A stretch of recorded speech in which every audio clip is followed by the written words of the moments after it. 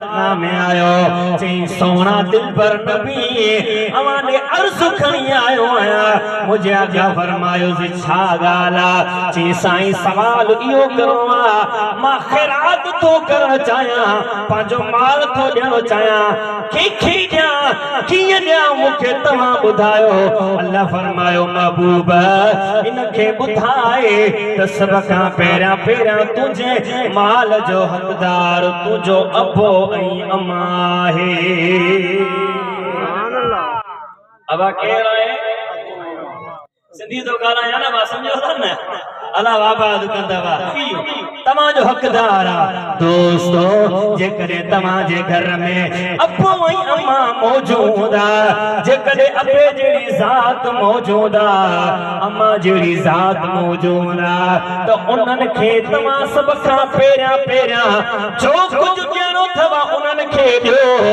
रब जो कुरान तरीक़ो सिखारे रहियो आ त तमा खैर के ॾियो हाणे कुरान तो चवे सब का पेरा पेरा तवा जे खैर जो तवा जे माल जो हकदार आ त तवा जो अबो सुभान अल्लाह असा का मरी अबो अम्मा याद न हूंदा आहिनि असां खां अबो अम्मा विसरी ॾींदो आ जेकॾहिं माउ ऐं पीउ मोहताज आहिनि जेकॾहिं उन्हनि खे ज़रूरत आहे त सभ खां पहिरियां अबो आहे पोइ अम्मा आहे जेकॾहिं अबे अम्मा जे हूंदे जे अबो अम्मा मोहताज आहिनि ग़रीब आहिनि ऐं तूं दुनिया वारनि खे ॾींदे त इहो ख़ैर क़बूल कोन थींदई दोस्तो क़ुरान चई रहियो आहे त सब खां पहिरियां पंहिंजे अबे ऐं अम्मा जो ख्याल कंदा कयो अबो अम्मा अहिड़ो रिश्तो आहे जेका अबो विसाल करे वियो आहे जेके अम्मा छॾे वई आहे उन खां पुछा करे ॾिसो त अबो छा थींदो आहे अम्मा छा थींदी आहे अल्लाह अल्लाह दोस्त बि मतलबी थी सघे थो ॿिया रिश्ता बि मतलबी थी सघनि था पर अल्लाह जी ज़ात जो कसम जे रिश्ते में मतलब ओ मुसलमानो ओ यासीन जे शहर वारो ओ रिश्तो अब ऐं अम्मा जो रिश्तो आहे सुभान अल्लाह अॻिते छा फरमायो रब फरमायो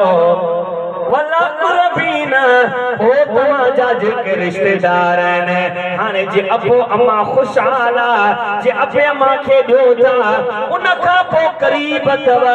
उन में सभु रिश्तेदार अची विया मामो अची वियो चाचो अची वियो सौट अची वियो मासात अची वियो जेके बि रिश्ता आहिनि सभु अची विया दोस्तो जेकॾहिं पंहिंजो माइट पंहिंजो क़रीबी रिश्तेदार परेशान हुजे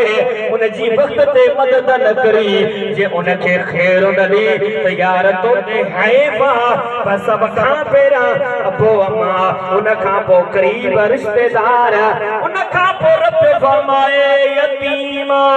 यतीम उन खे चवंदा आहिनि जंहिंजो नंढपण में अबो विसाल करे वेंदो आहे दोस्तो पंहिंजे अबे जो क़दुरु कयो